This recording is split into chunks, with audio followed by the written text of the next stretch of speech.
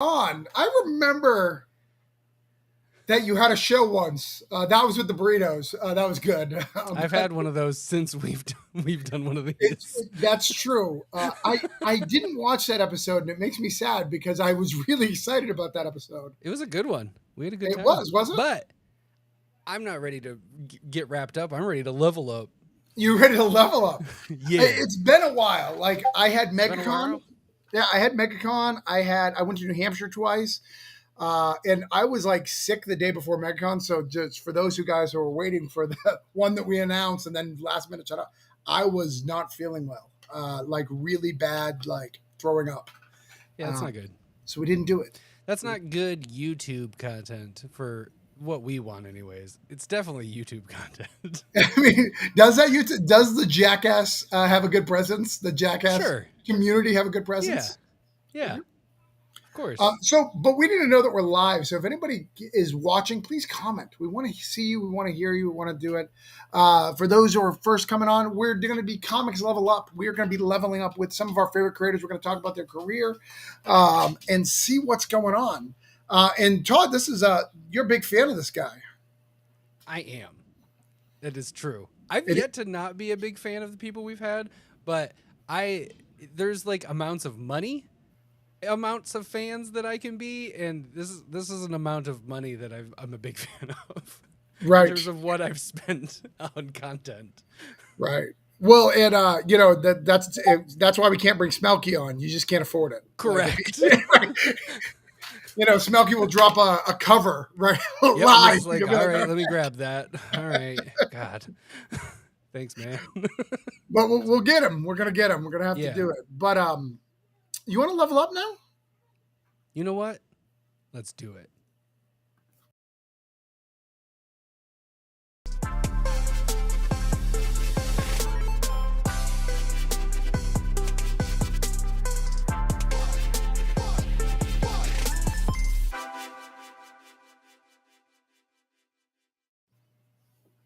All right. So tonight on Comic Book Level Up, we are going to interview our good friend Jonathan Hedrick.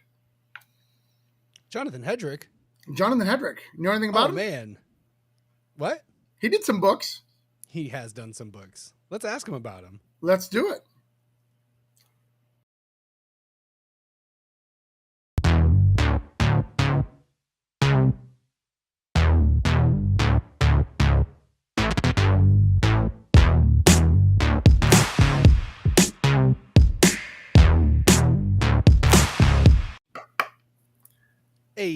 Hey.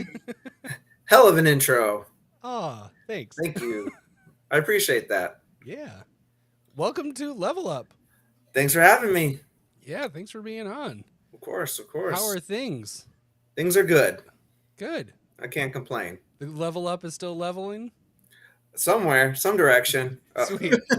In an upwards direction. Yeah, but you can't level up down. So right. Any amount of level up in whatever direction is at least still up. Yeah. That's our other show, Level Down. Yes. Level Down with I take the lead on that one. We find people whose careers are going down the toilet. And just discuss it. It's great. Let's watch that dumpster fire. Yeah, it's really depressing. But I like that, so that works for me. There's an audience for that. There's an audience for everything. Oh, for sure. Hey-oh. I mean, I remember when Dale Noen, the creator of Pit, fell asleep drunk for like 2 hours. I mean, that was content. I mean, that's a level down. It's content. Why not? Yeah. No judgment. I'm just telling you what happened. It's just literally what happened. But we're a little out of sorts. Todd and I don't have our rhythm. The two T's don't have our rhythm. The double T's, as they like to call us. Yes, that is what they call us. Perfect time for me to be a guest on the show. Perfect time. We're a little out of sync. But Todd, here's one of the coolest things about this particular interview. Every other interviews we've done, I go up to like Comic Vine or some of these things and find the list of all the books that they've done. Jonathan, because he's local and because we've been around for each other for such a long time, I know his list. I don't have to look that crap up, which is really, really cool. Yes, that's pretty flattering. Yeah. Which is nice. I actually believe that Jonathan makes me a better creator. I really do. Get serious for just a second. Like, I believe you being locally and putting out as many books as you have make me put out more books. Except, and I'm sure it goes both ways. Like not that we have any out of house, like just getting more content out because we live in the same town. Yeah, I could be doing this on Travis's lap right now. Oh man, I turned down the invite though. I was like, we could have gotten more views. Dang it. How wild would it be if I left this window and came to this? Yeah, it's just like 30 seconds later. It's like, what the crap? Let me call an Uber real quick. Yeah. Big reveal. We're the same guy. It's all the same time. Oh man. But yeah, Tyler it has been a very it's been an asset to have Travis and many other creators that we have locally together to bounce off of, to feed off of, to support one another. It just when you're around creative folks, you get creative, So yeah, it's a blessing for sure. Yeah, that Florida tribe is strong down there. Yeah, I mean, we're crazy down here, between, poaching alligators and all those other things. Sometimes we make comic books. Yeah, it gets the creative juices flowing. Right. All that gator wrestling. Yeah. No, it's crazy down here. I mean, we can, right?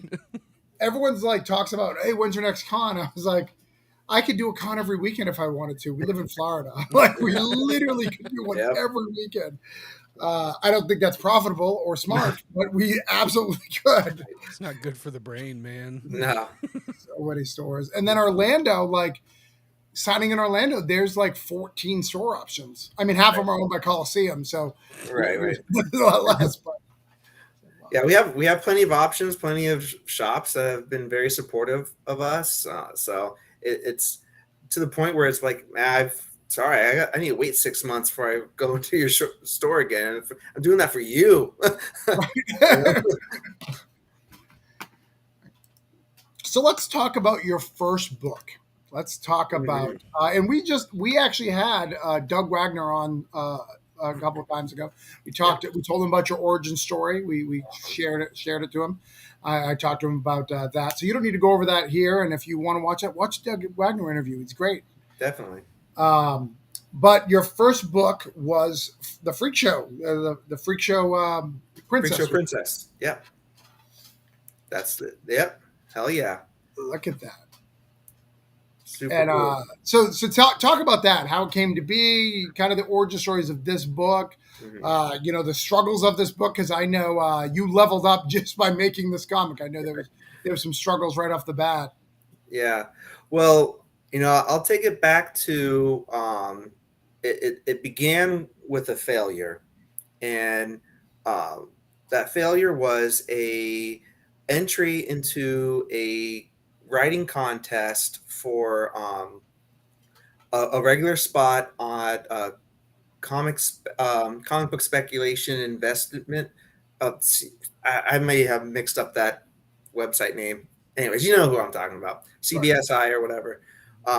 They had a contest to be a regular writer on their website, and the rules was, come up with like what your regular article would be about. So mine was going to be on brick and mortar stores. So it would be like a weekly, bi-weekly, monthly, I don't know, about brick and mortar stores, highlighting them, talking to the owners, what type of things they carry. So I spotlighted a local shop of ours, Travis and I's, on 9.9 Comics, and wrote up this cool article. They posted every entry, like all 16 of us, on the website. So it, people were able to review it, wrote on it, and I didn't get picked. And I was a little bummed out because I put a lot of effort into that. And what really set me off, the turning point, was someone who I was really confiding in a lot at that period of time. When I was telling them about my disappointment, they said, "Well, Jonathan, what did you expect? You're not a writer," and that like hit me. And I don't blame them for saying that, because I hadn't ever published anything. I never shared any of my writing or anything like that. Because up until then, my writing was personal. It was in, you know, composition books. It was here and there. It was nothing that I ever put out for anyone to share. I had submitted many times short stories to like online magazines and, periodicals and things like that, but nothing ever saw the light of day. So I I took that that pain, that rejection, that statement, and used it as fuel. I said, I'm going to show this person that I am a writer. Um, Shortly afterwards, perfect timing was that Doug Wagner interview. I won't, for the viewers who are familiar with that, I won't go over that again. But that was even more drive, and that was motivation, though, the positive motivation. And so I sat down and I took one of my short stories I had written and learned through self-taught over some books I checked out from the library and so forth on how to write a comic book script. And once I had it done, I was like, all right, now what do I do with it? And that's when someone in town at a local comic book shop drove me to Travis. And Travis pointed me in the direction of how to get an artist. And then, I started paying the artist and I started seeing pages come back. And I was like, whoa, this is actually cool. What I wrote is now a thing I can see, in an illustrated picture. That artist was Ben Worrell, who suggested the colorist, and I started learning the streamlined process of making a comic book. And I realized, wow, this is something that can actually be done. I can see from point A to point B, and I was hooked from there. And Freak Show Princess, I funded it myself. I paid for like 500 copies, and no crowdfunding, and but did a first place was that 9.9 Comics, who I wrote that article about. Did a signing there. That weekend was a local con, Melbourne Toy and Comic Con. So I was able, in 1 week I had an in-store signing and a con that I was selling this one comic book I had. Hired a local artist, Dominic Perosi, to do a variant cover, and things just took off. Lots of I fast forward and skip through a lot of stumbling and things like that. But what I wanted to reiterate is it came from rejection, all that. So if I would have got that thing at CBSI, who knows? Yeah. You could just be a columnist right now. or not, because Yeah. the funny thing is, because of that article, someone read that who moved to Satellite Beach, and because they read that article, they like, oh, I'm in the same town as that guy's article. I'm going to check on that shop, and he became a Travis subscriber. Gibb? Oh, okay. and I created Travis Gibb. Amazing. Well, no, that guy became a regular subscriber at 9.9 Comics. That's so they really got cool. one subscriber. That's amazing. And then that guy really was cool. a serious follower of that website and said whoever won that contest never did another article that was ever again. They like took their the prize of the variants that comics, whatever that was, like the other prize, and ran and never wrote anything again. Amazing. So I was just in it for the comics, but yeah. cool. Yeah. Amazing. And then what year was this? This was 2019. Oh wow. All right. Recent history. Yeah.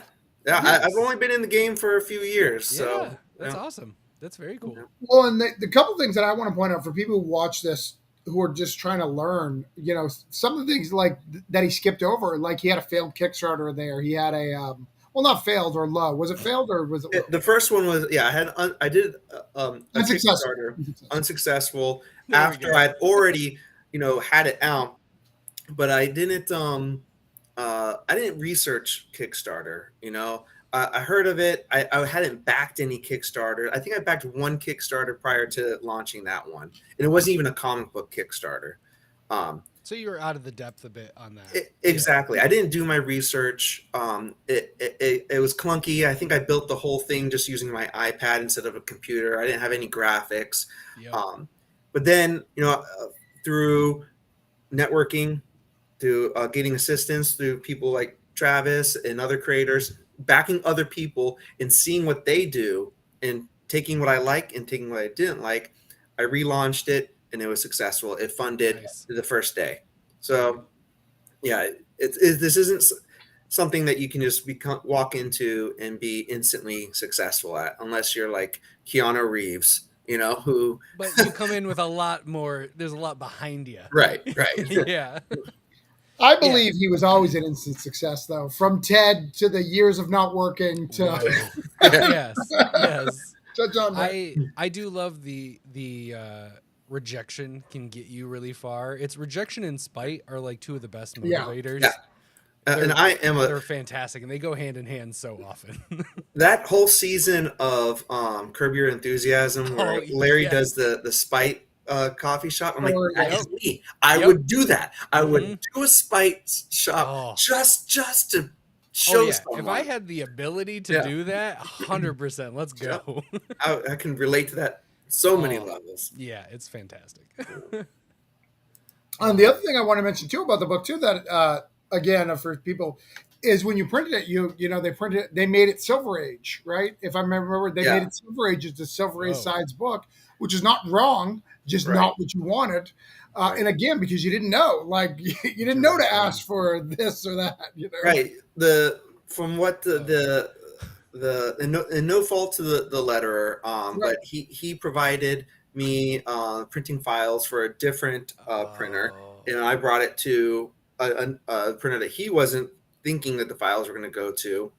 And it's just that's the whole part of it, the project management thing. I really tripped over, and I still do from time to time, and I'm always learning how to do the next project better. I don't mean project by Kickstarter. I mean at each issue of any comic book, it has its little obstacles and challenges that make the next one a little bit better until that new challenge I haven't come across smacks me in the face. But yeah, it was a huge learning process, but I lived through it. I think it's interesting that a lot of people, I think, look at like the credits and go, okay, well, the writer just writes the words and then they it shuttles down the line until it's done. Yeah. And writer/project manager would probably be a really good credit. So that, because it really does, for the people out of the know, you're having to do a lot. And I think that's really interesting to highlight. That is one of the biggest challenges. You went from an unsuccessful Kickstarter because you're just what? Mm-hmm. And then talk to a few people, get all the shit together, and all of a sudden, boom, it's successful. Right. And helming the ship is tough. It is. You're seeing it from the very beginning to the very end, and after the afterlife of it too. It's always going to be your responsibility, for the lack of better words. You can almost tell where a creator's at by opening up the first page and look at their credits page, mm-hmm. and how well or how close it looks like to one you'd pick up at the comic store, right? So the closer it is to that is where they're at, what year they're at on their journey. In fact, I just got one today and I looked at the credits page. I was like, oh, look at that. Look, fancy. You guys are leveling up. But what I've loved about Freak Show is, you brought it to, you have a second issue. That's the second issue is Freak Show Night. Mm-hmm. You can bind them later to Kingdom. But what's cool about it, and something that we in our area, Jonathan talked about our area a little bit, encourages, getting other people in process, giving other people chances. And you've partnered with two other writers to write parts in Freak Show, which I think is really, really cool. Yeah, that's right. I had our friend David Galliano, who wrote Savage Bastards at Mad Cave. He did a side story called Freak Show Jester, which we used as a ash can slash stretch goal reward for the Freak Show Night campaign. And then Peter Rosette, who's also the editor of Quicksand, he wrote Freak Show Herald, and that was like one that I was able to just step back on. And he was kind enough to slap, my name at the top. Hedrick's Freak Show. All I did was review the script and was like, yeah, that's cool. That fits in this whole zombie anthology growing universe. But go have at it, man. So that's what it was always meant to be. Was wasn't supposed to be the next Walking Dead. It was supposed to be like these all these single stories that connect somehow, but just not the cop all the way for 194 issues, which was great, by the way. I was like, it's already been done. You make it sound not. It's really good. It's really good. Yeah, it's not supposed to be that really good. Exactly. It's different, really good. Yeah. Awesome. But yeah, I mean, really and cool. it was it was your second published work. It was with Second Sight, which was a huge for the year that Second Sight was big. They were a big company for a year. People really talked about it. I think is really cool, and you've been able to do something. Are you going to do more of this? I know that it's always like something. Eventually, you'll do one. Right. Yeah. There's a third one shot planned, but it's I haven't put into paper yet. But it's Queen. Be. Oh. Whoa! Someone's on the nose. Oh, what up? But one of these days, it's a one of these days. I'm lucky enough that there's enough projects that I need to do first. But yeah, and also with where the Freak Show titles are right now and where they've been, that needs to kind of clear. Simmer down. Yeah. So it's gotta lose some of its stars. Right. So there's no rush to get that one in front of anyone at the moment. Nice. That's kind of the beauty of one shots. Yeah, exactly. I have plenty of those. No one's like, why? Yeah. Right. Yeah. Like, all right. Yeah. Just get it out. Let's do it. See, that's the you that's the consumer, the like friendly comic buyer. The comic creator in me thinks the opposite. I'm like, all right, so if he does one more, that's 60 plus the 2 one shots. It's about 80. That's a small trade. Like he's gonna. You can pack that, fill it, put some covers in the back of it, and a little like a script, throw a script in it. That's where my head's going. Maybe a crossword puzzle. Yeah, you're Carl Weathers from Arrested Development. It's like, yeah, we just throw this in here. We got a soup going on. All right. So next one, if my history is correct, was the Recount, right? Whoa. Capable #1 came out before the Ashcan? Public. Before that, well, somewhere along the same lines. I think Capable 1 went to print before the Ashcan did for Recount. Yep. Let's talk about Capable. For people who don't know what Capable is, and you can get it at comic stores, let's talk about it. Let's give this one a little bit more depth. Not that we didn't give enough for the other one, but. But Capable #1 was the second script I ever wrote, and that's I also fully funded myself issue 1. The first time it was crowdfunded was for issue 1 and 2, but Capable is my superhero story. It set in a world where people with disabilities mysteriously gain superpowers that are opposite of what their handicap is. And it focuses on a high school kid named Derek, who is a wheelchair user and wakes up one day and he's a speedster. So his life gets dramatically changed, and so does the whole entire world, who starts to have to adapt to these people who were not the front of society, and now they're superior to society, how that would look. So it's Cable's my pride and joy out of all comic books I have written, will write.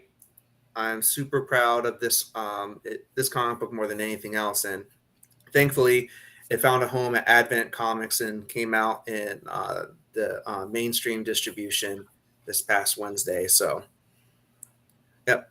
Wait, what? Todd, you didn't know that? I have it. I couldn't find it. So Oh, but I own the Advent, but like there's a mainstream. Yeah. Sorry yeah. to pump the brakes. That just happened. Yeah, That's last week. amazing. Oh my god. So With a Through beautiful new cover too. Beautiful new cover. yeah, I mean the Kickstarter cover got redressed for the A, but there's also Sure. a new variant cover that wasn't used for any of the Kickstarter campaigns by Gabriel Ibarra, who was the artist for the first 3 issues of Cool. Recount. Amazing. Yeah. Who's it through? Advent Comics. Advent Comics. All right, Yeah. where's my sticky note? This might be my first having to take notes because I tried to do my research before, Well, and apparently I missed something, and I'm just genuinely excited. it happens. I have. I know that there was a little bit of problem. Is the second one been solicited yet? Is It in has there? not. Okay. Not sure what's going on there.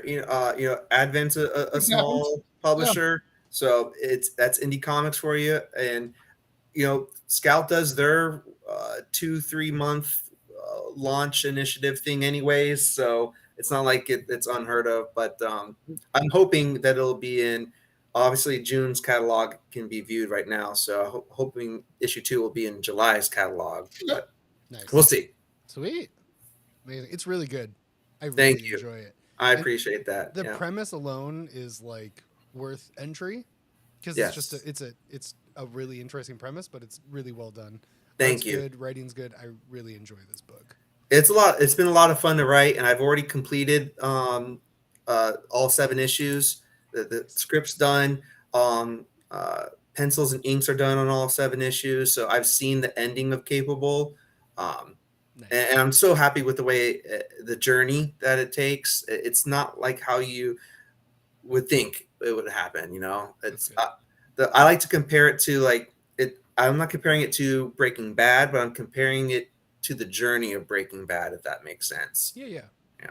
Where you think you see where it's going, but it Right. still is a natural conclusion, but it's Right. not what you would think of from the beginning. Something along those lines.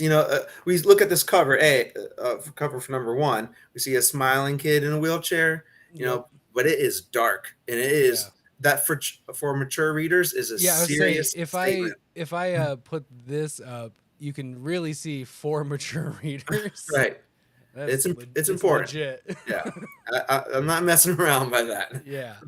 It does look like you take that off and you're like, oh, this is in the kids section accidentally. And I've had it was attached to a different publisher at one point, and they said, we're going to put this in our all ages imprint, and I said, no.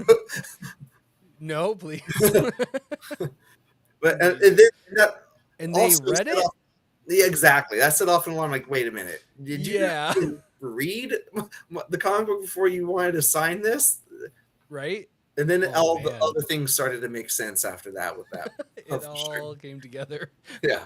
Random funny story that I'll tell you about from back in the day. So remember when Brian Michael Bendis hit?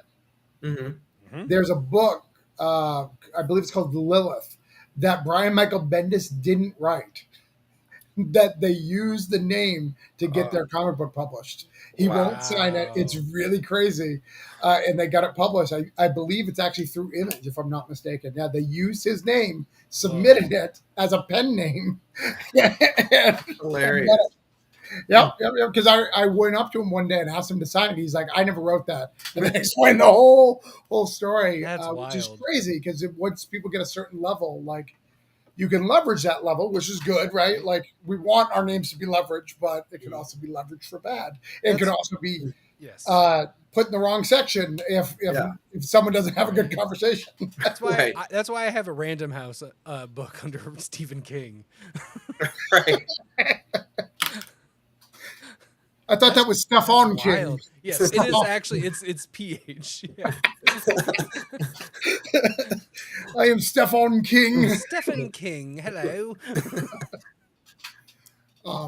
So with this book, this is 7 issues. So you must be so excited to finally get it and finish it off. Especially with it being done, you've seen the ending and getting to that final arc and trade. It's going to be a fat trade, right? Yeah. 24 pages each, right?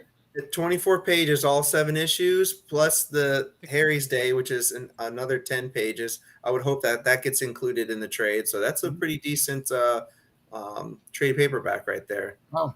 So I hope that sees the light of day. You know, Jonathan's coming out with an omnibus before he starts. That's almost two trades. Yeah. right. I bought a whole trade for one issue of Gideon Falls, so I think that's two trades. Well, you know that to get media mail, you know, we say a lot of things are graphic novels and art. Right. Yes. The definition is wishy-washy. Yeah, Whatever it takes to save that extra $2. Yes. That adds up. Yeah. So that means somewhere wishy-washy from Capable, we have Dun dun dun. the Recount. Yes. More obviously dark. Right.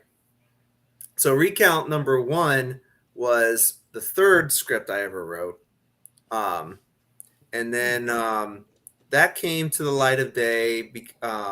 Yep, that's the gorgeous Joe Picardo metal cover and the infamous Brian Silverback Scarface cover that everyone asks me for. They're probably going to ask me for that at every signing I go to for the rest of my life.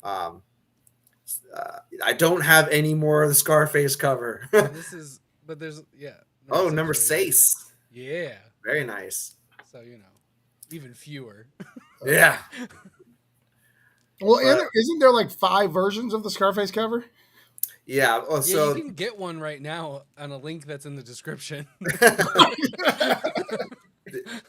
I think there's Comic Tom 101 did like a variant of the Brian's variant, where the hair looked a little different, and they did like a negative version, like a red version, and so forth. So it's very variant. Yeah, the variant of the variant. Well, it was cool too that they did that because it got like a second life, because people really dig that cover, you know. Oh yeah, it's a whole thing. I paid more money than it was not retail for my copy. Yeah. So what is the Recount if someone's been living under a rock? Yeah, it's your third script. What is this third script about? So far it's all over the place. So the Recount is it asks the question: what if people were held accountable for who they voted for? That's like the what if scenario, and it's what I like to call a anti-political. And essentially, it's about this corrupt president who gets assassinated by his own Secret Service detail during his resignation speech. And shortly after that, the conspirators of the assassination announce to the public that they're not done yet. They're going to take out anyone who helped put that president into power, including the voters. And then they release the voting information to the public and encourage people to join them in their agenda. So I call it like a Jack Ryan, Tom Clancy meets The Purge type story. So another all ages book. All ages. You can find it. This was a Scoot, right? It was a Scoot. Yep, it was Scoot's first Scoot's launch title. Yep, the Recount. But yeah, they forgot to put Scoot on there. It was a happy accident, I guess. Yeah. What I love about this book is not just the writing, but like I've seen you at shows, talk to military people who they could clearly tell your military, like your background, and talk to you for hours about the military aspect of it. I've seen people who are like, just got it because of the 6th, January 6th. They were just like, oh, I got it. Then I found out it's so much more than that. And I've got, I've seen people who are just like, my comic store was all in, and then Comic Tom was all in, and all these different like spec people, and then they're like, and then I actually liked the story after I bought it. Great, I'm glad you bought 8 covers before you read it. That's great. Right. But I love watching the different audiences and how it speaks to them, which I think is rare for books. I think most books, they have one message and it speaks to them, but you speak to various different communities, and I've seen them all come up to you and love it when I've seen you at cons do this book. Yeah, I appreciate that. Yeah, it's definitely put me in a spotlight. It really drew more legs than I thought it was going to have. And yeah, I've had people, a lot of people that are fans of it come up to me, and a lot of people assuming different things about me because of it too. I think a lot of people Hmm. at one point thought I leaned one way, and then Sure. a real life election happened, and they thought I leaned another way. Amazing. That's So, great. but I yeah, love it. it's 100% non-agenda based. I hate politics. That's It's why I just a start. story. Yeah, it's just this fictional story. I've heard someone use the term speculative fiction, but Hmm. it kind of goes along the lines of Sure. that genre. Even though I don't want people to assume that I wrote like this could happen. It's Yeah. just like this is what happened in this story, Sure. and that's it. Same way X-Men could happen. It could. You just put a little bit more red dye number 5 in our Skittles, Yeah. and We're so close. come on, I want to walk through walls. Yeah, right. I want to. Yeah. Right, come on, Uh, jeez. but that's really interesting. I like the idea that like people's agendas reading the book Mm, make them probably view you in yes, whatever light they are viewing the story through. right, When really it's just like I was just thought it was an interesting story yeah, and just wrote it, but people are pulling a lot of meaning from, which is kind of a classic writer's like yeah, trope. Like you write a story and then people read it 12 times it- and start seeing things in it right, that yeah, you were just like, oh, that was just like one-off dialogue. right. They form their own opinions, and we made That's sure cool. we That's we awesome. we took our we made sure that we weren't going to try to emulate anything in real life. Like, I said from the get go to the artists, none of these people can look like, don't model them off any Yeah. current or even fairly recent political person at all. I remember the colorist Sunil turned in a page once and someone's hat was red. I was like, Oh, hey, Sunil, you probably don't know because you live in India, but red hats mean something over just here. make it It green doesn't, and we're fine. yeah, turn that thing green, buddy. Man, that's interesting. Yeah. Well, and I think political fiction has the ability to do that. I think that's what's great. I remember watching House of Cards, Oh, and like Yeah. then finding out he's Democrat. Like I was like, Uh-huh. yeah, look at this dirty Republican, and I was like, oh shit, he's a Democrat. My bad. Oh. yeah. Yep. And I'm a huge fan of House of Cards, Sure, yeah, Mhm. I Oh, marketed yeah. this book too at like House of Cards meets The Purge as well, Yeah. because I like And that yeah. whole everyone in DC is a piece of crap. And they're right. Mhm. all out there for themselves and they're Yeah. using you just for their own game, and that's kind of what is really happening. Well, you yeah, know, it's because it's the wealthy versus the poor is the actual right, thing, but then because yeah, exactly. right. I And love it. I think it that's just super had interesting. an eerily relevant vibe because Oh issue one yeah. came out right after a real life presidential election. Mm-hmm. January 6th happened in between that gap between issues 1 and 2. So it just, our life imitates art sometimes. Yes. So, Well, It's and really that's just cool. it's a comic story, Yeah. right? Mhm. I was listening to Tyranny the Fourth talk about why Something Killing the Children blew up as much as it did. Oh yeah. Why because very similar reasons. But even if you go even further, um, what should I say? I said Something's Killing the Children. Sorry, I was thinking Department of Department Truth. of Truth. Sorry, Department of Truth. Department of Truth. There we But go.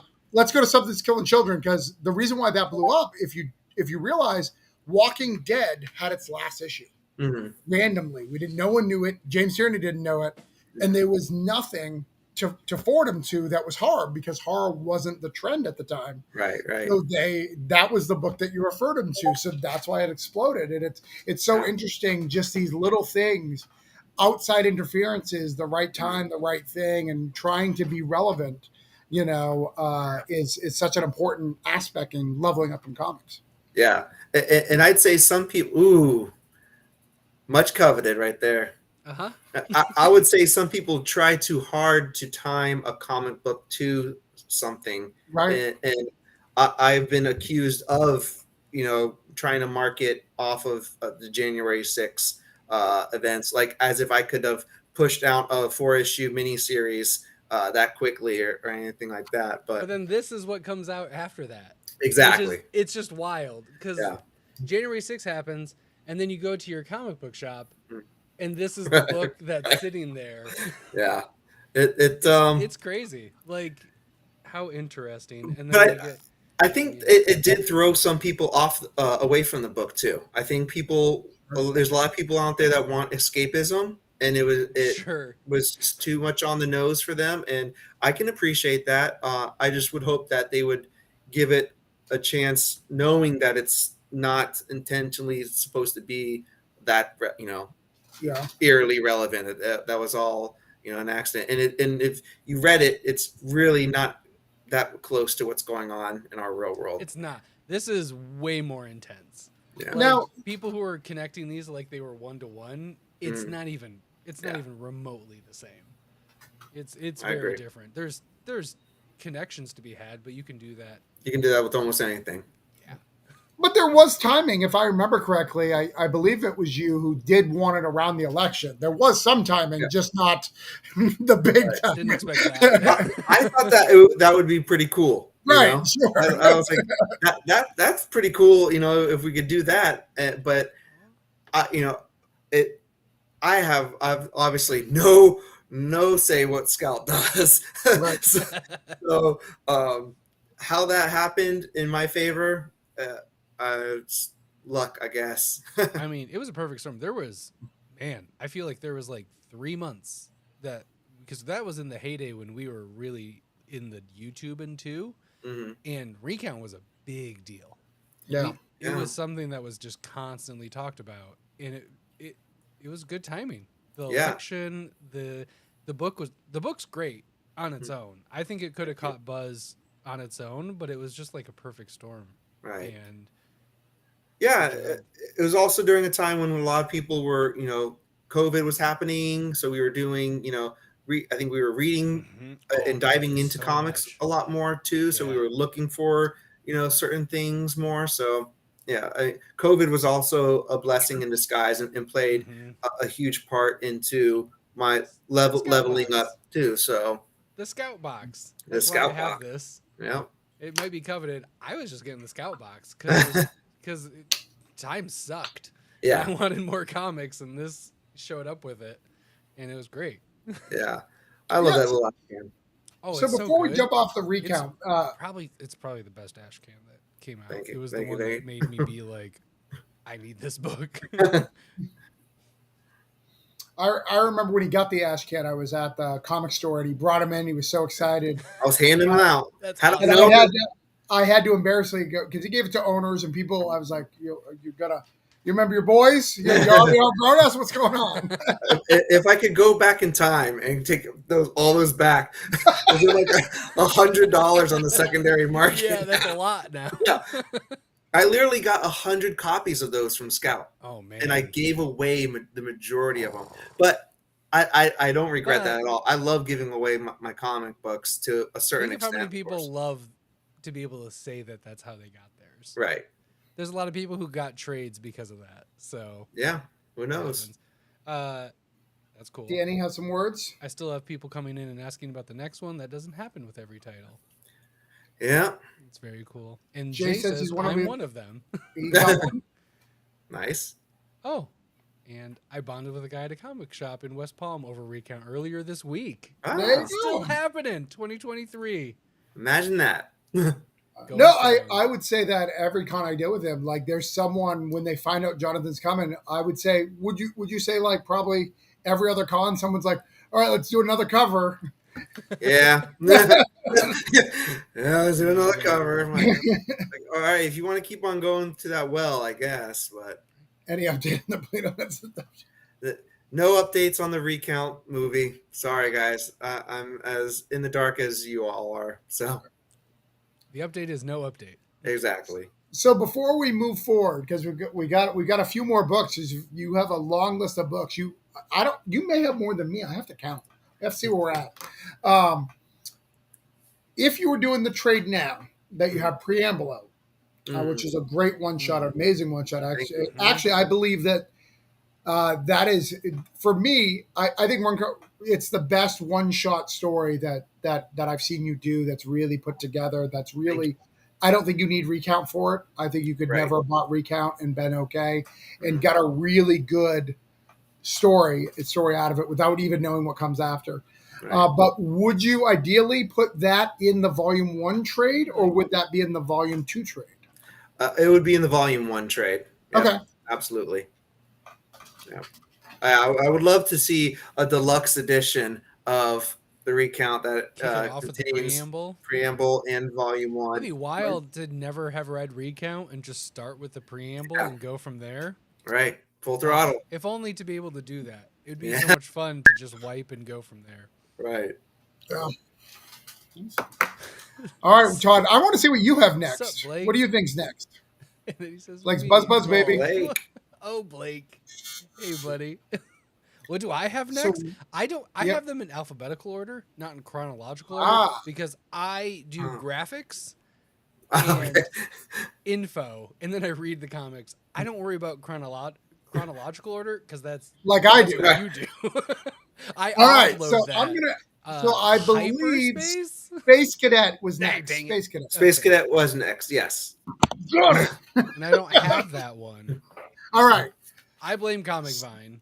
You want to? All right, so let's talk Space Cadet, which has been amazing seeing the love of it. I think it's a great book. Yeah, Space Cadet came from two different things happened. It was me needing to decompress after the recount, and then also Freak Show Night had been published by Second Sight and got some decent exposure and sales and eyes turned on it. So Stefano, the artist of Freak Show Night, was like, "What do you want? Do you want to do something else, Jonathan? Should we do a sequel to Freak Show Night?" And I was like, "Well, I was thinking of something different." and Stefano, Bram Stoker award-winning, gore, heavy metal magazine artist. I said, "Would you be okay with doing an all-ages story?" and he said, "Absolutely." And I wanted him to do it because I learned through Freak Show Night to not box Stefano Carticelli into 7 panels a page. And I thought an all-ages story would be great if it was all splash pages, and he would really excel at that, where he can just cut loose. So, and that was also around the same time where Scout launched Scoot, and I was like, oh, I got to be a part of that. I looked at that launch as a personal challenge. Like, can't I write and get published an all ages book? Finally do that all ages book that should be there. Right. But and yeah, that's what came from Space. That's how Space Cadet came to be. It also was, a little bit of my me growing up here in the Space Coast, seeing all the shuttle launches and being inspired by it, and imagine when you grew up here in Brevard County near, Cape Canaveral, every kid thinks they're going to be an astronaut one day because every field trip is to the visitor center, and it's rockets this, astronauts this. So okay, I can be an astronaut. Yeah, let's do it. Yeah. So yeah, that's how the Space Cadet came to be, and super proud of that little book. And cool. Yeah. Well, let me tackle that just a little bit. So we had a space launch yesterday. Did you go out and see it? No, because we have so many now, Travis. There's a lot of them now. Yeah, it's like they're back to back. It's like I walk outside and I'm like, oh, there goes another rocket launch. There's as many launches as there are cons in Florida now. Right. Yeah. There's about the same. I would wager to say there's about the same. So my wife comes in and she goes, "Hey, let's go see the space launch." And I was like, "No, I'm good." Yeah. Much like Jonathan. But I don't think it's the same thing. I think it's because I don't live in Florida. I didn't grow up in Florida. And the first space launch that I remember as a kid was Kristen McCall blowing up. Yep. Yeah. Like, that's the first one because she was from New Hampshire. I can't think of her name right now. But she was from New Hampshire, so our whole gymnasium of school got together and watched this tragic event in second generational trauma is super fun to witness. Yeah. So I think that's why I don't get too excited when they're here. Yeah. It's interesting, which is the opposite because you're in Florida. So there's that extra. My wife she did half Mass and half Florida. So I think that's interesting. All right, Half so Massachusetts. I was Ooh. like half Mass, half Florida. What does half Mass have to do with it? Because I heard Mass. half Mass. I was very confused. Got it. All right. All right. So the next one, now this is where it gets hard. Yeah. I'm gonna go Quicksand was before Hyper Aware. Yes. But Quicksand's also Even though right you probably- now. Right. How does it happen? And right Where are we in time? Look at see this. I just got this. Well, thank you for picking that up, Todd. Hey. Yeah. So I never explained this publicly before, but since this is a level up, show, Yeah. Quicksand came from another rejection story. So around the same time, shortly after Recount came out, I was approached by a publisher to start pitching them written pitches without artwork, and I was like, whoa, that's super cool. Like, you put the team together and you pay for everything. So this was a big deal for me. And I gave them Quicksand and I put everything into it. I was like, I had character bio. I didn't hand them all this stuff. I gave them 2 pages like they asked for, but I had more that I did for myself. I really put so much into it. And, they rejected it and I was heartbroken. And I was like, I'm still going to do something. I love this so much. It has all the bones are already there for this. So I said, Spike comic. And I started producing it. It's 3/4 of the Recount. It's me, Sunil, the colorist, and Christian. And luckily I found Deborah Lanchinese, who's a fantastic artist, who's been just a godsend. She can just turn over pages at like a Marvel's pace, and they're good. So I crowdfunded Quicksand 1, and if I'm not mistaken, it's one of my highest dollar funded campaigns. Maybe the first or second one, but really enjoyed that one. And now here it is, published by Scout, and the who turned it down is bankrupt. So it's like everything happened, the way it was supposed to. Did you email them back? It's like, hey, too bad you didn't get Quicksand. Do you want some comps? You'd still be around. You want some comps. Amazing. That would be the best spite email. But yeah, it goes back to what happened with Freak Show Princess. That came from rejection. Quicksand came from rejection. So I'm not going to go circle around that whole thing again. But I'm happy that it turned out the way it did, because I might have been one of those creators that didn't get paid for that work. So, and just didn't know what to do with it after that and all that. Yeah. If it makes you feel, not to be negative, but the writers didn't have a problem getting paid. It's all the artists. So you would have been fine. It's just your whole team would have paid. Good. Nice guilt-free win there. You know why? Because we're paid the least, Todd. That's why. It's the easiest one to do. Yeah, exactly. Here's your whatever. Here's your 25. Oh, just write the check. No big deal. Here's your Costco membership card, writer. Yeah.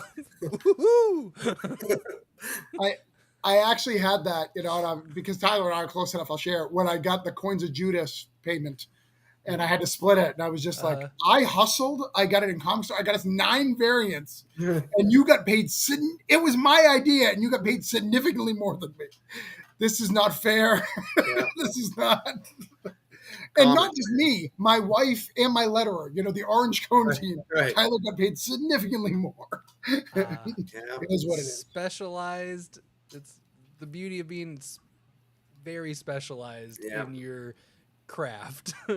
Welcome to comics. Yep.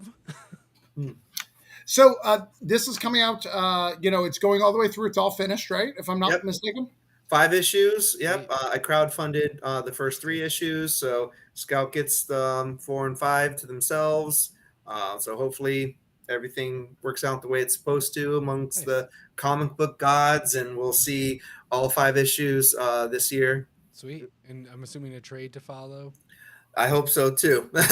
Sweet. Yep, fingers crossed. This is always the issue because I'll grab number ones and I'll be like, I like the idea of waiting for a trade, but then the worst thing that happens is you get the number one and then the trade doesn't happen, and you're Right. like, now I need to go find 2 through 5. Yeah, and So those I are always end up getting the singles anyway. those are the less ordered ones, so you have to Yes. go all over the place. Yes, because they cut 50% after number one, so Yeah. it's like, oh dang it, those people all actually wanted it. Yeah. Well, I will say this, and this is not a slight at Scout in any Comes out in way. August. Sweet. Yeah, issues in pre-order and comes out on. Not a slight against Scout. It's any small publisher right now. Yeah. The paper shortage, it was easier to print single issues, so they have a backlog of trades. So even if it comes in a trade, it may be, Could be a a while. long time before you get it because Yeah. there's a backlog they're trying to go through. Yeah, that makes sense. So, but yeah, I hope it goes to trade. I think it's a great story. I'm really eager for people who have already read the first 3 issues to see 4 and 5 and the conclusion of it. So, yeah, it's a real cool story. What was it like having 3 issues drop in 1 month? That's pretty baller. That's pretty baller. Did you get some special sodas to celebrate? Well, Blake, I did have, I think it was a cherry vanilla surge today. Cherry vanilla surge? Very interesting. Yes. Did you At, like roll down a hill? I remember that commercial. Mud and everything. It was at Burger King when I went. My Oh, wife and I went in to get amazing. the Spider-Verse burger with the red Nice. bun, and I was looking at their fancy Coke machine, The which is like, freestyle. yeah, it's like playing a slot machine, but at Burger King. Yes. But Yeah. you always win soda. So it was a cherry something flavored surge, and it was delicious. So that was my Nice. celebration for my 3 comic books that came out this month. And Amazing. the best part of that is I have nothing coming out June and July. So feast or famine. Yeah. Indie comics. All But right. it's a perfect time to do a Kickstarter campaign during that time. Yes, you got that. It's a nice block of time. Yeah. So the next one is Caffeinated Hearts. Well, Hyperware and Caffeinated Hearts released 1 week from each other. Caffeinated Hearts was crowdfunded before Hyperware, though. But yeah, let's talk about Caffeinated Hearts. Let's do it. Oh, So We got a graphic, so we got to talk. the graphics right there. it's up. No, let's go back to Freak Show Princess. Yes. It's capable. Caffeinated Hearts, the third outing with Stefano and I. He always does this, which I love about him. We get done with a comic book. He goes, "What do you want to do next?" Nice. And I said, "Well, how about something? You and I really like coffee. How about we do a slice of life at a coffee shop?"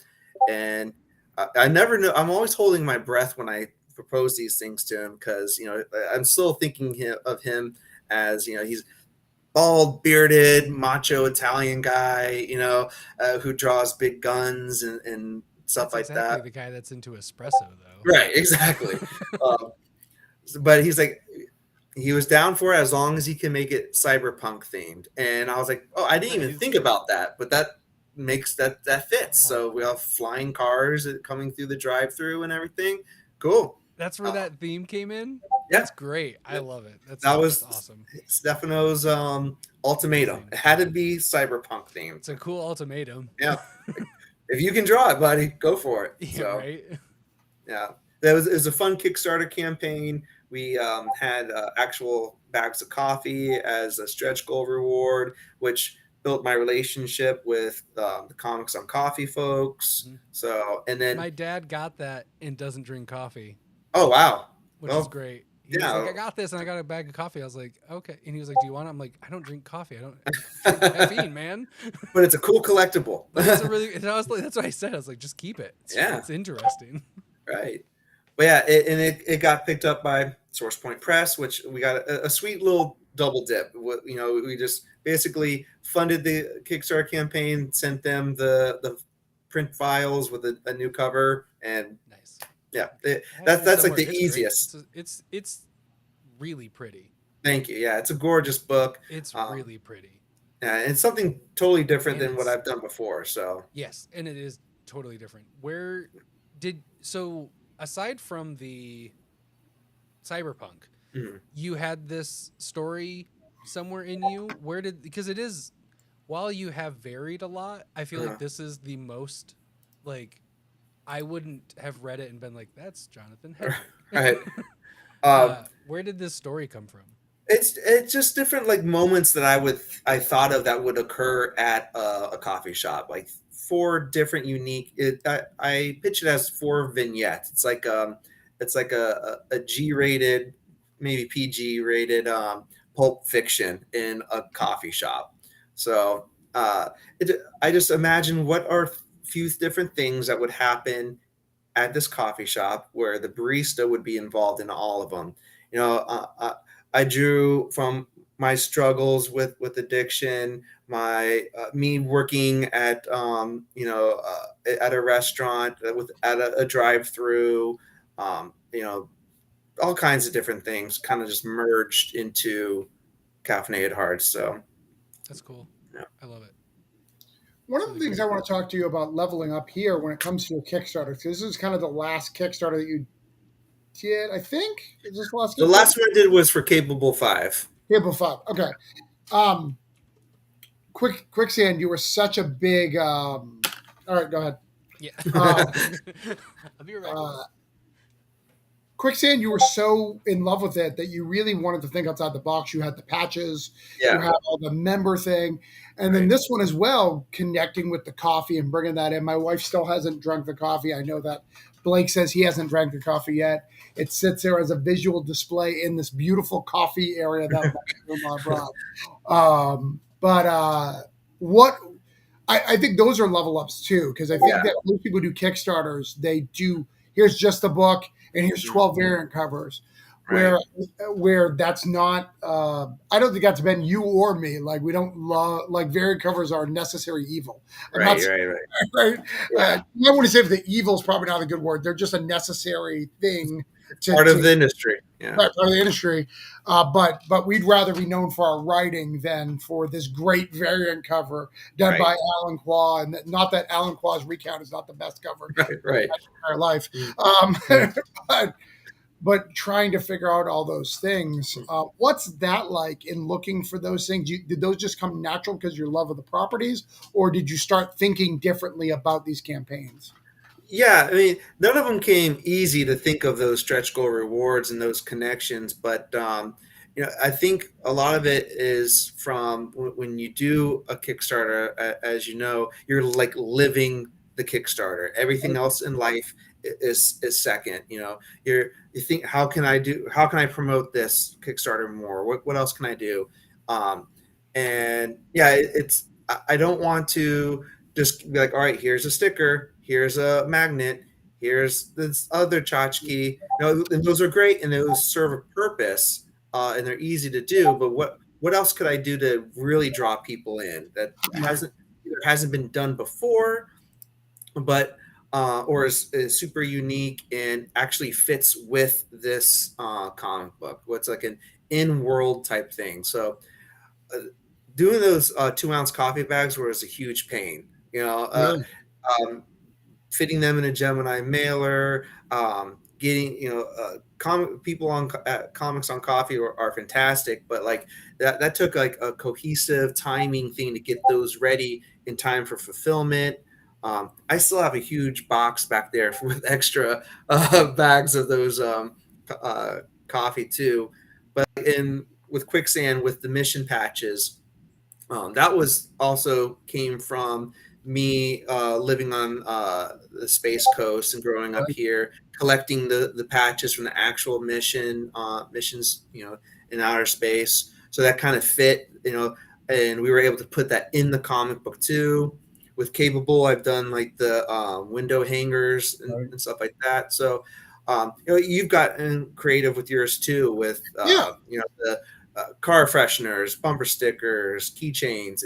It's don't just do it because it's something that fits easy in a Gemini mailer, but do it because it's related to it, and you can add more excitement Right. to the story.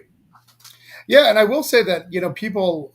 Do you think, from what I've seen from monitoring you from afar, caffeinated hearts is probably the second thing that people talk to you about, right? From Recount.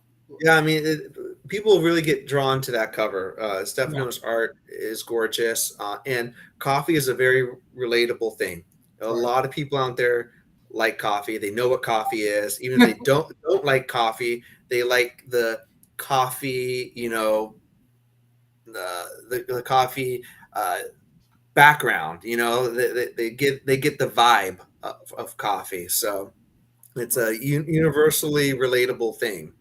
No, I mean, I tried to have my wife do the same thing with cottage cheese, and it just didn't have the same effect. I don't You know. should have done little 2-ounce packages of cottage cheese, packed it with dry ice to keep it fresh. Just send it out to everybody. All right, Todd's on here to put up the graphic, but we're at Hyper Aware, so this Okay. came out like 2 weeks after, from Source Point as well. But Right. it has a great story behind how it came about. Yeah. So Hyperware is just me and Deborah Lanchinese, who's the artist at Quicksand, and she approached me. It was December 2021. I remember it well because my wife and I, we were at Willis Tower in Chicago. We were there for C2E2. We were attending. We weren't guests or anything. And Deborah wanted to enter a comic book contest in Italy, where she's from, uh, so she could win this drawing tablet.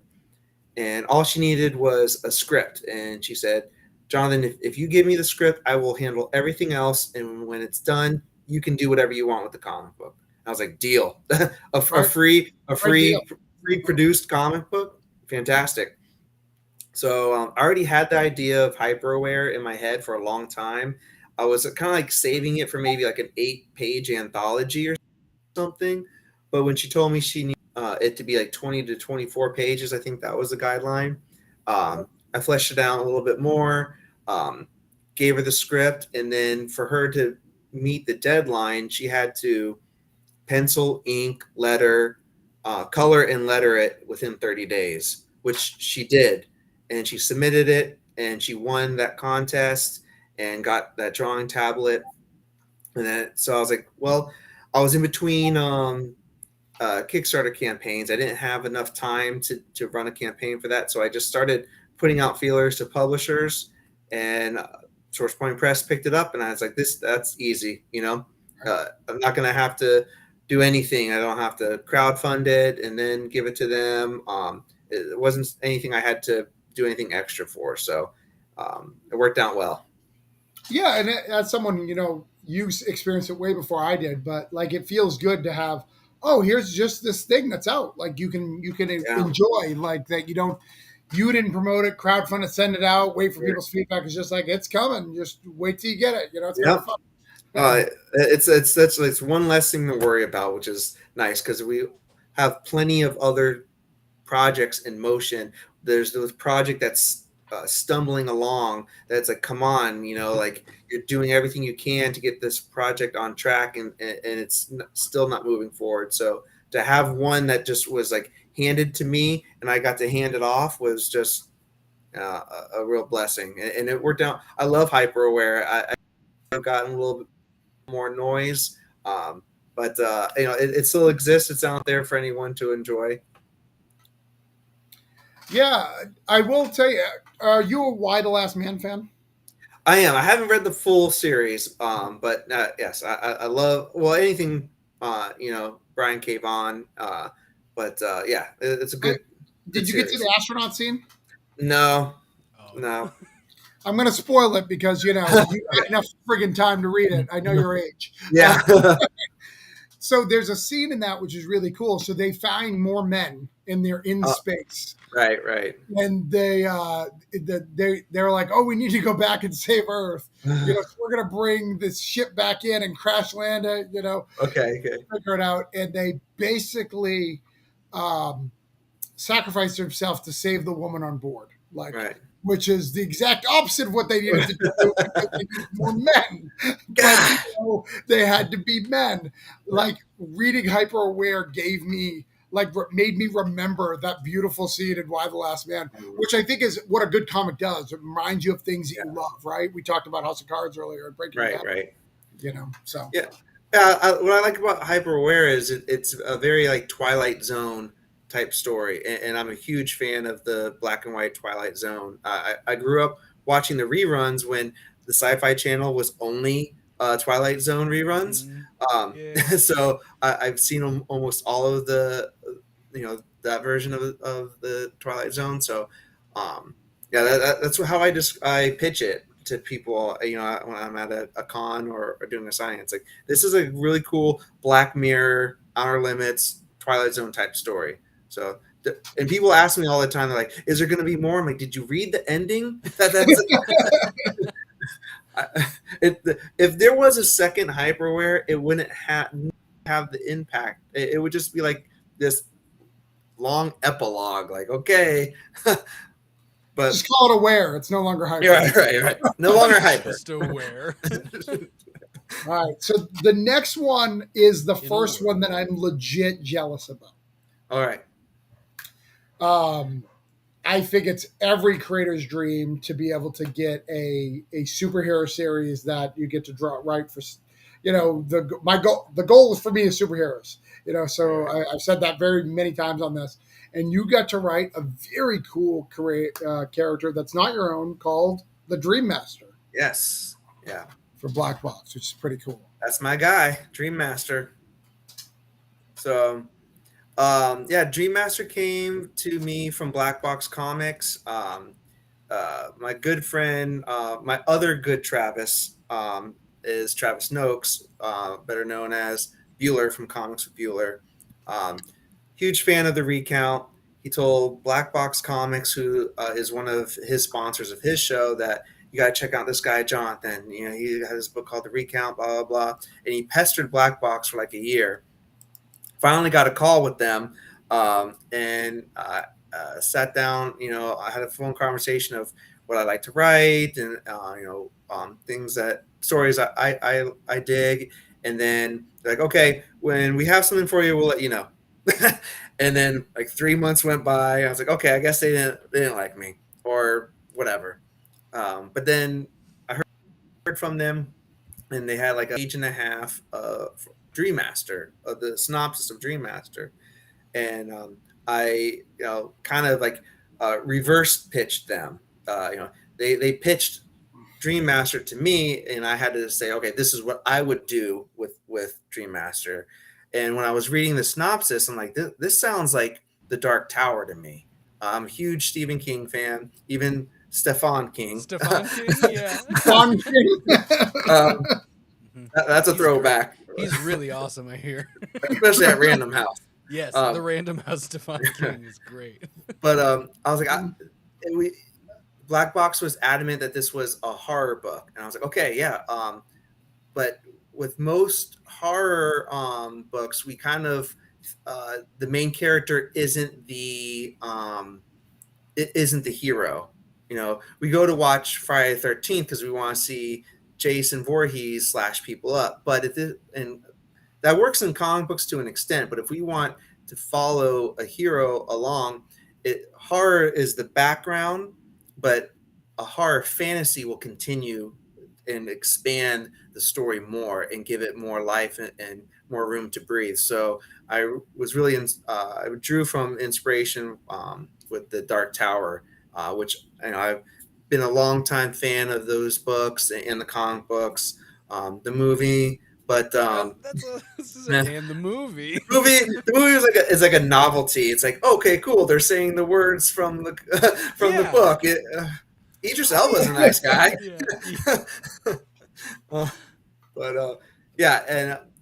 Like Travis, you mentioned, this is a hired gig.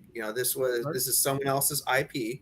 I'm not the creator, but I get to flesh out Dream Master, and issue 5 came out last week, which ends the first arc, and I've already wrote the second volume, issue 6 through 10, and have a green light for the third volume. So hopefully this will something I can continue to do as long as Black Box can fund it. No, that's great. Like I said, it's super. Like I said, it's the one thing that I can actually say that that I'll admit jealousy. I may have others, but that's the only one I'm willing to admit. Okay. Um, That's fair. because I think it's very cool. I think it's a very cool project to do stuff. I know, you and I have had not so secret conversations about like what it's like to write other people's ideas. It's Right. tough. It's It not is. anything to do with the creators. It's just we make it so much our own to be able to do that, and it's tough. It's It is. a tough thing. Yeah. I mean, there was some moments in while writing Dream Master where I had to explain, a certain thing that's happening, and I couldn't say just believe me, it's going to happen. No, the people that are in charge that are paying for this project need to know that Right. this is going to pay off. I can't just kill whoever I want to. I can't just bring back anyone I want to. I can't be like, all right, and now this is what Dream Master's face looks like. Right. I don't have that It's luxury. not a face. It's not. It's just another mask. But yeah, I have to live within these guidelines, and I don't know all the guidelines sometimes. Until I'm like, all right, here's this script, and like, nope, that we can't do that yet. Save that for issue 50 if we get there. I'm like, God, but I really like that. But yeah, it's definitely been a huge learning process. Writing for someone else, but it turned out to be a great book, mainly because of how great the artwork is. Yeah. Luigi Baricelli is a fantastic artist, and I didn't start seeing his pages until I was writing issue 3, and I was like, "Oh crap, that he's that good! All right, I need to give him like more." Splash pages. I better put a dragon in this book or something, and I did. Amazing. Yeah, That's great. Well, and what I think I think you played to your strengths in this book too, because I've read a couple of Black Books. I think you making it very anthology like really worked for the character, really worked for the book. It's really cool. It throws back to the old days where you could just grab an issue 3 and read it and understand it. And I believe probably except for issue 5, you could grab 1 through 4 and understand everything that happened without any more information. Yeah, and 5, we knew 5 had to be the end of the first volume, and but it still gives enough tease. And then the second volume, we kind of have a similar formula where here's another dreamer, here's a situation, but these dreamers are going to be different. It opens up like a bigger world in Dream Master where it's not just all right, this person fell asleep and now I gotta save them. Like there's gonna be different types of people with different types of dreams, and we really explore like what else can dream other than people and things like that. That's cool. That's nice because you don't want to keep doing You're the right. same thing. Yeah, can't do rinse and repeat. People will. Yeah. After 2, they'll be like, okay. Yeah, come on, guy. I read a review that said Sandman done right. That's just what I said. Oh man, I saw that one too, and I was like, oh, here I go. I got like 3 versions. They're blurred out, but there's 3 versions of that book right there. And that's another book I'm a huge fan of. I've read all of Sandman and a lot of the spinoffs and the Overture and Death, and it was that's one thing I was like, this cannot be Sandman. We can't go into this as Sandman.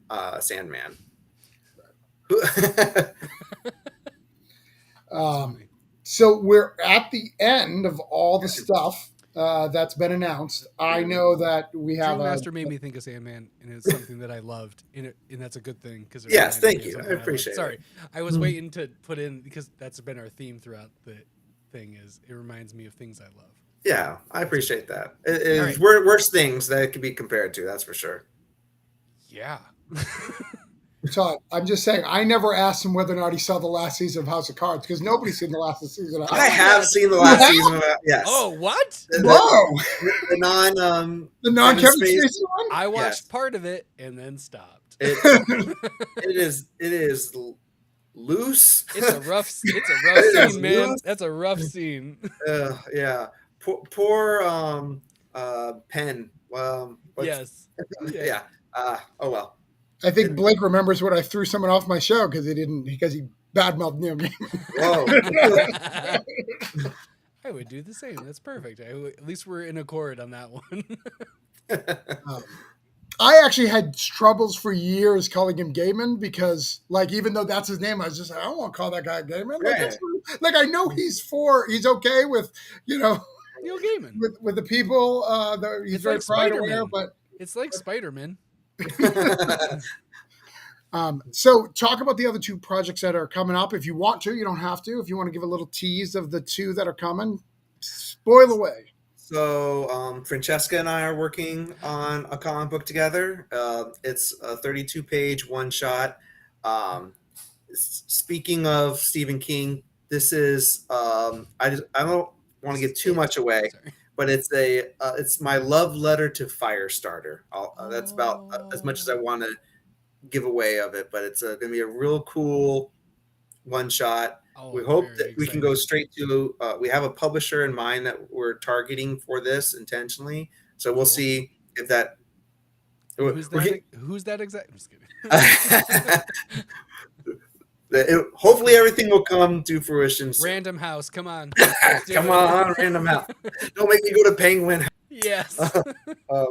But then the other one is Stefano Cardacelli and I's fourth book, Spill Blood, which I announced the title and the cover recently, and that's going to be a 36-page one shot. All of our other books have been 20 pages. Maybe no, Space Cadet was 24 pages. Anyways, who knows? In that range. In the 20s. Yeah. But this is a beefy one shot. We're taking straight to Kickstarter. Sweet. Super violent. It's going to offend people. People are going to be upset. Nice. It's a strong for sure readers. If you don't like people's heads getting blown off by machine guns, then it's not the comic book for you. I don't like that in real life. Yeah, right. So, but what's really cool about this one is Stefano did this all digitally. He's usually pencil, ink, and watercolors. He's switched it up, and he's doing this all digital, and it's black, white, and red. That's the entire comic book is that way. So it's really cool, very Ghost Rider-esque, Punisher-esque type story. Super religious undertones, and I don't want to say undertones. It's like it's a lot of religious stuff. Yeah. So basically, it's Boondock Saints meets Spawn. Ooh, yeah, I like that. Yeah, it's the premise is people are going to this confessional booth at this church, and the priest is this character called Spillblood, and that's how he gets his victims. He listens to what these people are saying, and then he goes out and kills the bad people. So it's Dexter meets Spawn, but a priest. Yeah, amazing. Supernatural power. So I'm here for it. That sounds incredible. So you're saying all Catholics are evil, from the priest to the... I can't wait to get that. Yeah, I mean, I've already got the political people after me. Yep. People calling me an ableist because of capable. Yep. Why don't I piss off the Catholics too? You're doing it right, man. You're doing it right. Yep. The big three. Smart. I love it. So if you're not making people angry, you're not doing things right. That's true. So we have a few questions that we ask. Everybody comes on here. Oh, all right. These questions are tough. They are hard-hitting journalism. Hard-hitting journalism. This is what makes our show special, as we ask these questions that are 3, sometimes 4. We basically waste literally everything prior to now was a waste of time. Okay. Get to these 4 questions. So thanks for being on. In fact, when you see the episode live, Todd actually edits out everything we talked about. It just starts here. It's all warm up. And I believe I start out, correct, Todd? We haven't done this in a while. I think I start out. Yes, you do. Okay. Jonathan. Are you ready for your first question? Yes. Question is, what do you think makes you stand out in the current comic market? I would say what makes me stand out is my diversity in storytelling. I've done superhero, horror, anti-political thrillers, slices of life, sci-fi thrillers, um, sci-fi tragedies. So diversity. That's how Nice. I'd answer that one. Yeah. That is. Yeah. Valid response. It Thank you. is. Thank you. That's a strong answer. It's not wishy-washy either. So it makes you stand out. We've already hinted on rejection. Mhm. When you hit that, other than like what actually makes you get past that rejection, past the contact that you didn't, when it gets difficult, Mhm. what makes you keep going to just get it done? I would say that because I've invested this much time already, that it doesn't make sense to stop. I've already built up the framework. Now it's up to me to continue to add the next levels. Um, it's really hard in this career in this industry to you. No one can do this alone, and you have to rely on so many other factors and people, and to let that go and just be like someone else is going to have to make a decision whether to accept that pitch, to publish that book, to carry that book in your store. You can only do so much. So, and I'm preaching to the choir, but I have to remind myself that I can only control what I do. Speaking of black box, Hey, hey, we were just talking about the dream guy. Is He that volume masters- 2's title? He Did you masters feel something. it? Oh man, Guy. I'd be in for the one shot dream guy. no, we changed it to the Dream Mister. Dream Mister. Mr. Dream, I presume. But yeah, I just try Awesome. to remind myself, and it's not easy certain days that I'm only in control of so many things. Yeah. So you essentially just ignore the time sunk fallacy and just press on. Yeah, but love it. it doesn't Yeah. happen in 24 hours. That's for sure. It's Yeah. usually a few days of me sulking around and kicking rocks and being mad at the world. Yeah. And then, but You if got to I do can, that for a little bit. yeah, of Get it course. out. Yeah, I mean, Yeah. only maniacs are like, cool, rejection. I'm Yeah. normal now. But Let's if get ice cream. if I could circle back to that rejection, or that particular publisher that rejected Quicksand, they also Mhm. rejected like 10 more pitches, Mm. and then that happened to them. Yeah. But what I got out of that is a library full of pitches Yeah. at my disposal. So when someone does see my value, when someone does want to invest in me, You're ready. both of us can make some money together. That's cool. So it's just a matter of You time. got your little Rolodex of like, oh, you're looking for this kind Exactly. of story? Well, look Yep. at this. And I flick it at them like a playing Yeah. card. Yeah. Right in there. Yeah. Make some money off of that one. Yeah. Let's go. I All love right. the idea that's your cover letter. Right. A playing card, or that's how he Let's gets just all make his some business money cards. and then Yeah. just snap. Damn. All right. So the next question is, and I asked this one because, so for me, as I shared earlier, my goal is to eventually write for Marvel or DC. That's it. That's the goal. That's the end goal for me. That's what I want to do.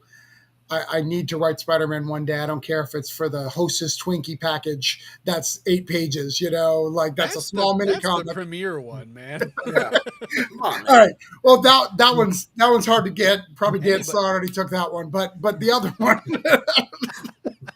because Dan Slott really wants his amazing bag. I'll just tell you, he'll do anything. He's taking it.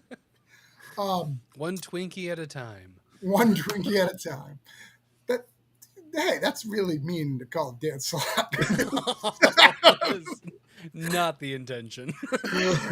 um, so for you though, because that's my level up. What does leveling up look like for you, Jonathan? Where's the top goal? What is it? What are you looking for? What's the end?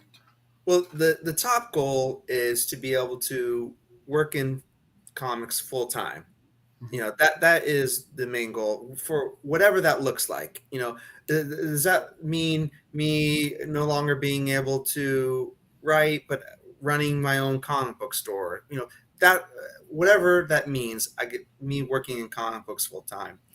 The next step, the next level up that I'm seeking is like an IP of a known established property, like Oh. like for example, Dynamite is now has releasing all these Disney characters. They got Darkwing Duck, Gargoyles, all Maleficent, Scar. exactly, the Disney villains. For someone to give me the reins on a well-known, Jafar. established character, and then I get to expand upon them, like That's cool. someone saying, "All right, Jonathan, we want you to write RoboCop," and then me being able to like somehow go back in time and getting to tell Jonathan, who just came out of RoboCop 2 in the movie theater, like, that was awesome, right? Well, guess what? You get to write the RoboCop comic book when you're 43, 40, whatever years old. Yeah. So hang tight, little buddy. This is going to be rough for a few decades, but that's what it is. That would a great next step up would be like, here's an IP of a known property. Have fun with it. Of course, they wouldn't say have fun with it. They'd put all this RoboCop. It shouldn't be fun, right? But yeah, Dynamite, I hope you're watching, and if you have the license for RoboCop, we will forward that. It's gonna be either them or IDW, right? So exactly. Maybe Titan. It's one of those three you'll work at for RoboCop. Yeah, right. The real question is, are you going to go back and tell that 8-year-old son you will also be as bitter at RoboCop as Frank Miller was when he wrote the screenplay for it? Because I feel you should let him know that could happen as well. It's going to be over a few decades that make it make sense for you to write RoboCop. I'm going to tell him, don't go see RoboCop 3. Yes. That's the two. You go back in time, and those are the two things you tell your past self. I love it. That's actually my last question. Do you see RoboCop 3? Yes. And why? No, you actually kind of covered my last question. Is like, what is your next level up? Oh. So I'm going to double back on Travis's and go. So that's your next level up. What is you're 143 because science. Yeah. Cloning. In cloning, you're the third iteration of Jonathan Hedrick. They're working out the kinks. You have 3 kidneys. Okay. What is what is the peak? What is the I did this? It's time to look in the sunset. I have leveled up as far as I want, aside from I'm too old to be writing. Right. Like, what's that big thing that is like the ruby gem in the Cave of Wonders? It would be a Marvel or DC series too. It would be one of those getting like a not just like here's a backup story and this one title, but it would be like to have the honor and privilege to have like a long career spanning run on like Dan Slott's had on so many great titles, or just to be able to add so much to the history and mythos of already established over a long period, 80 plus year characters life. Yeah, I think that would be like the cherry on top, of course. Like the Williamson flashes, right. The you get the thing and then you get it for a long time. Right. It's yours for a while. Exactly. You're not trying to make 6 issues and it's a cool story. It's right. Here's the character. what's his trajectory for the next 3 years? Exactly. And that also scares the hell out of me at the same time. That's terrifying. I read in Scott Snyder's Substack recently that he was talking about, writing Batman. He's like, the whole entire time I felt like at any moment they would discover that I'm a fraud. Like that's how I would feel that, but worse. Yeah. No matter how much money you put in my bank, I'd be like, yeah, you're going to take that money away, aren't you? You're going to want that money back. Somehow you're going to take it back. Right. So based on everything you've said and your love for, RoboCop and established titles like Dynamite or Titan or IDW could have, and working at Marvel, I have the title for you. What's that? You ready? Jonathan Hedrick's Elf. ALF, you could continue the long-running tradition of Elf from Marvel Comics. Oh my God. Bring it on. I'm pulling that immediately. When I see that in previews, I'm like, I need A, B, C, and D. Thank you very much. Elf gets that many covers too? Oh, that's awesome. Well, it's the Marvel Elf. Yeah. Yeah, bring it on. I was a big fan of Melmac. I had the Alf lunchbox. I watched the love of cats could come in and you could teach them. There's so much story there. I've already given away too much. There's so much story there. Yeah. I like the idea of it's Alf, but it's my Alf story, because everybody cares about this, obviously, would be the sitcom was real, but Alf is also real. Right. And it's Alf's life post sitcom, so it's BoJack Horseman meets Alf. Right, that would be cool. He comes off the set and he's like still Alf. Goes home. It's like a full Ted situation where he's got a human wife. Yep. Has lots of money but just listless. Yeah. Or we could do Alf after the show's been canceled, and he has to do convention circuits and doing signings, and posing for a lot of selfies. Yeah, and has to say the same catchphrase over and over again. He eats cats, but it's with no joy. Right. Yeah. or his cardiologist is like, you can't eat cats anymore, Al. Sorry. You need low sodium cats from now on. Yeah. So he has to eat synthetic cats. It's a super bad time in Alf's life. But Hollywood's they love nostalgia, so they're thinking about rebooting Alf. But are they going to have are they going to recast him?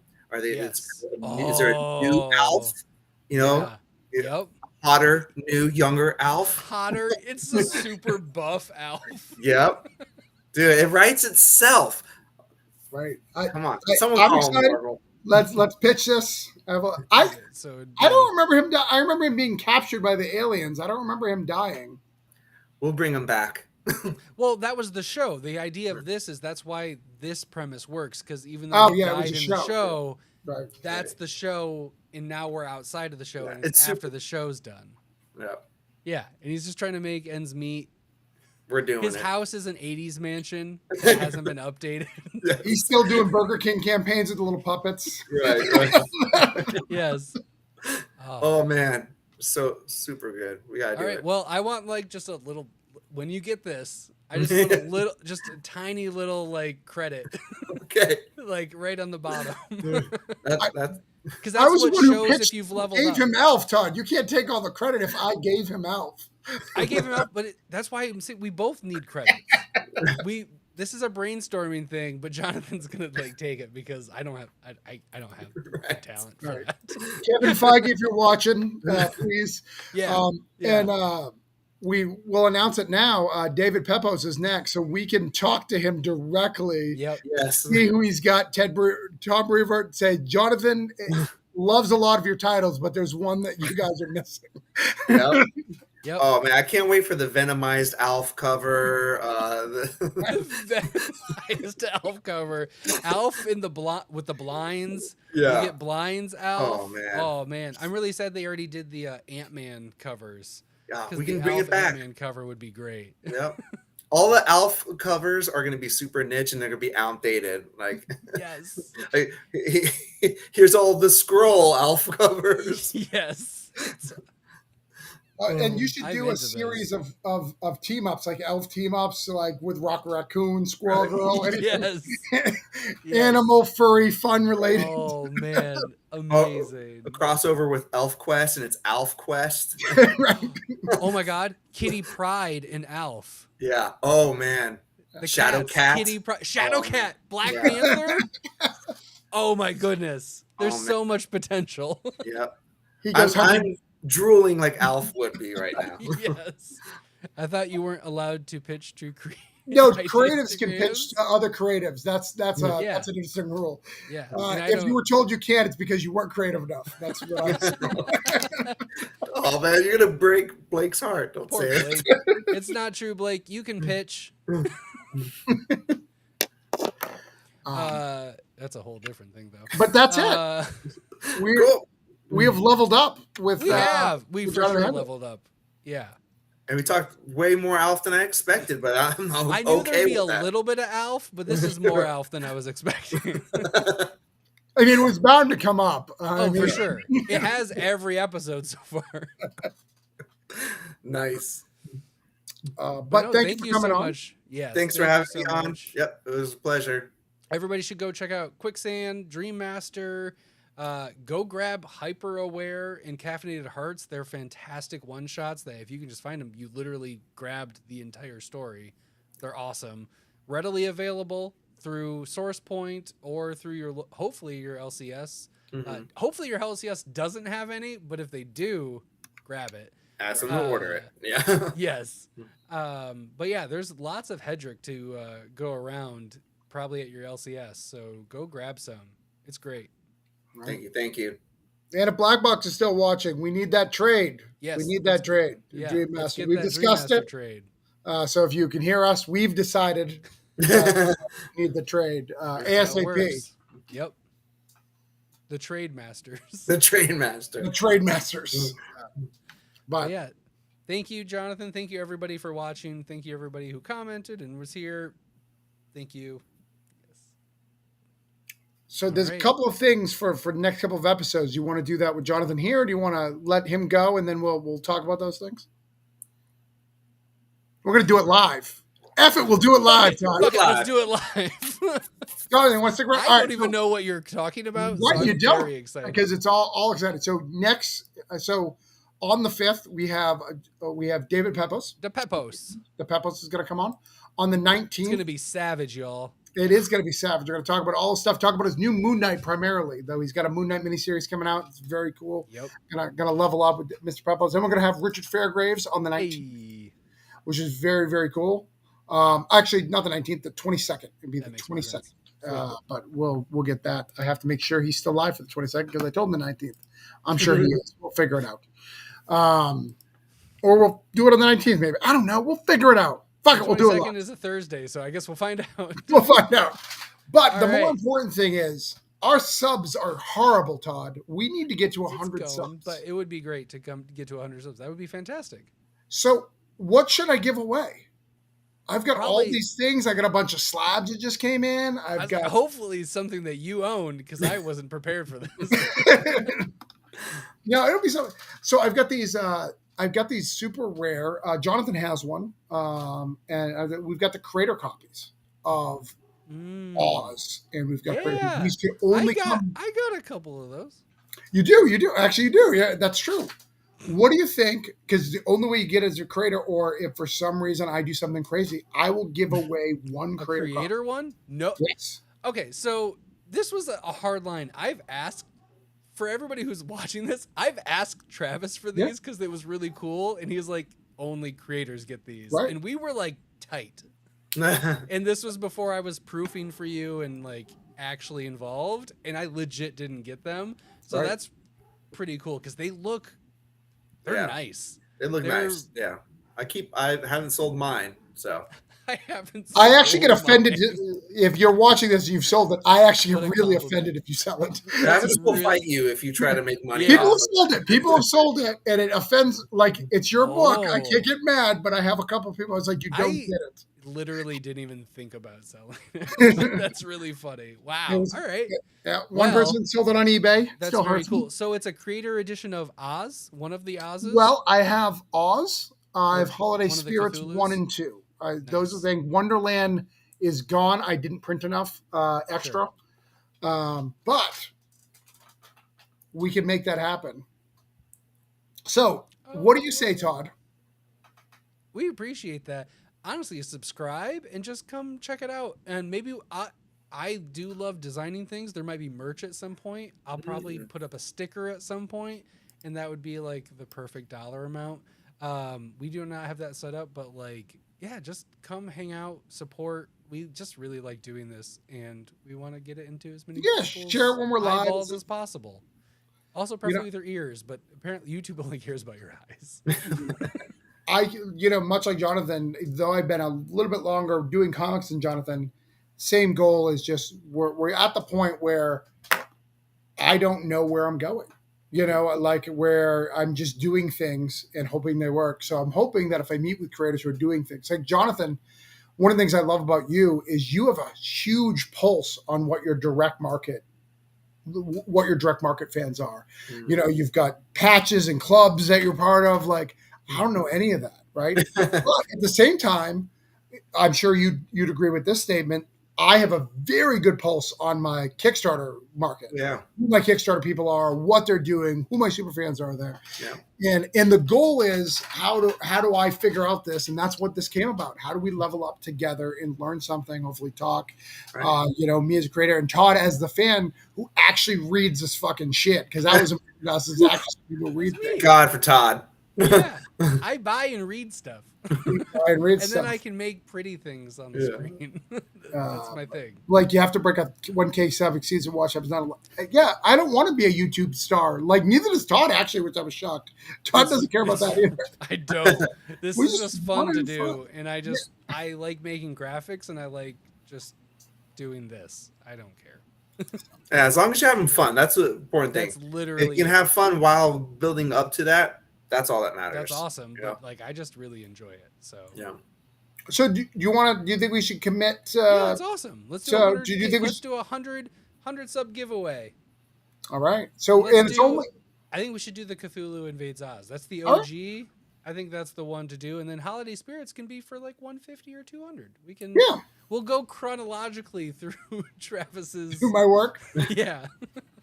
I've got a Broke Down and 4 Dead Bodies special that we can wait for like 250 or 3 because I have a lot of Broke Down and 4 Dead Bodies.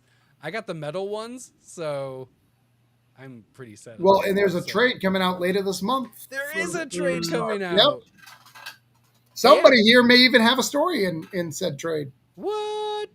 Yeah, Todd. I don't remember writing a story.